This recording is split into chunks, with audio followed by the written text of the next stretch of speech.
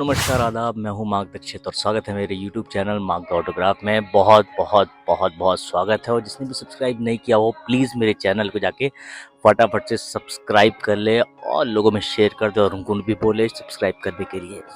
दोस्तों, जैसे कि आप जानते हैं कि दिल्ली के इलेक्शन खत्म हो चुके हैं। बीजेपी ने बम्पर जीत हासिल की है और कल रात ही बीजेपी के जो दिल्ली का जो सीएम का जो फेस है वो रिवील हुआ है। जी हाँ, रेखा गुप्ता जी। अब सबसे बड़ी बात यह है कि बीजेपी ने ये दांव क्यों खेला है कि पहली बार महिला विधायक बनी, पहली बार इलेक्शन लड़ी, पहली बार महिला विधायक बनी और पहली बार में ही मुख्यमंत्री, मतलब बड़े बड़े जो लोग थे, प्रवेश वर्मा से लेकर मजिंदर सिंह सिरसा से लेकर जो वरिष्ठ लोग थे, उन पे भरोसा नहीं किया गया, रेखा गुप्ता पे भरोसा किया गया। ऐसा क्यों हुआ? ऐसी क्या हो सकती है बीजेपी की रणनीति? ये हम आपको बताएंगे आज के वीडियो में। तो चलिए शुरू करते हैं।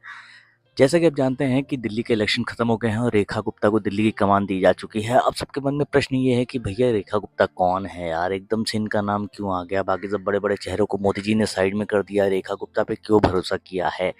सबसे पहले मैं इसका एक प्रमुख रीज़न बता दूं कि ये महिला हैं। जैसा कि आप जानते हैं कि अरविंद केजरीवाल की पार्टी में पिछली बार महिला सीएम थी, उसके पहले शीला दीक्षित थी, उसके पहले सुषमा स्वराज थी। अभी क्या है कि केजरीवाल की पार्टी में मैक्सिमम लोग जो होते हैं वो भी जेल में हैं, मतलब बेल पे चल रहे हैं। लेकिन अभी जैसी सरकार बनेगी सब जेल में चले जाएंगे और आतिशी एक अकेली महिला विपक्ष में मंत्री रहने वाली हैं जो विपक्ष का मोर्चा संभालेगी। अब उनको टक्कर देने के लिए एक महिला की आवश्यकता है, क्योंकि दिल्ली में महिला मुख्यमंत्री बनती चली आ रही है, जो कि एक पैरामीटर है। और दिल्ली में बीजेपी ने भी आजमाया है, आपने भी आजमाया है, कांग्रेस ने भी आजमाया है। तो रेखा गुप्ता को उसी का फ़ायदा मिला है, इसलिए बड़े बड़े धुरंधरों को पछाड़ कर रेखा गुप्ता जो है नंबर 1 पे आ गए हैं। 50 वर्ष की उम्र और 44,000 वोटों से जीती हैं रेखा गुप्ता शालीमार बाग से।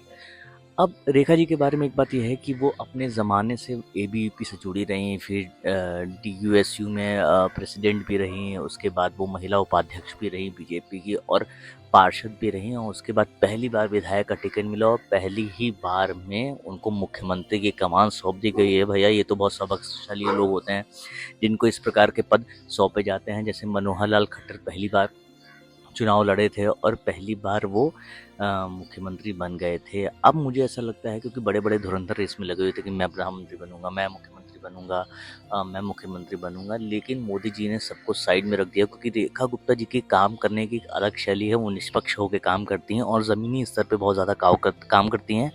लोगों से सुना है कि वो जब से वो फील्ड में है वो फील्ड में ही रहती हैं। उनका ऐसा नहीं रहता कि ऑफिस में रह के वो फ़ोन पे काम करे, वो लोगों के घर घर जाकर काम करती। यही छवि से प्रेरित होकर मोदी जी ने उन्हें दिल्ली की कमान दी और मुझे ऐसा लगता है कि रेखा गुप्ता जी दिल्ली की सर्वश्रेष्ठ सीएम बन के दिखाएंगी। क्योंकि क्या है ना, आने वाले समय में विपक्ष में आतिशी को टक्कर देना है तो एक महिला कैंडिडेट की ज़रूरत होगी। और रेखा गुप्ता जी का जो बोलने की क्षमता है वो भी बड़ी कमाल की है, उनका नॉलेज भी बड़ा कमाल का है और वो ज़मीनी मुद्दे हमेशा उठाती रही हैं और ज़मीनी मुद्दों के लिए काम करती रही हैं और उनको ज्ञान भी बहुत है। तो जैसे बीजेपी एक नई पौध तैयार कर रही है, जैसे असम में इनको हेमंत बिस्वा शर्मा को, पुष्कर सिंह धामी को, इधर योगी आदित्यनाथ को, इधर नायाब सिंह सैनी को, तो अलग अलग चेहरों को कमान देकर बीजेपी चौंका रही है। और आने वाली जो पीढ़ी जो इस पूरे विश्व में राज करेगी वो यही सब लोग हैं जिनको मोदी जी अभी से तैयार कर रहे हैं। उसमें रेखा गुप्ता जी का भी नाम शामिल हो चुका है। ऐसे ही मज़ेदार किस्से जानने के लिए मेरे चैनल को सब्सक्राइब कीजिए और मुझे फॉलो कीजिए, मुझे शेयर कीजिए और कोई भी दिक्कत हो तो प्लीज़ मुझे कमेंट कीजिए। बहुत बहुत धन्यवाद। Thanks for watching.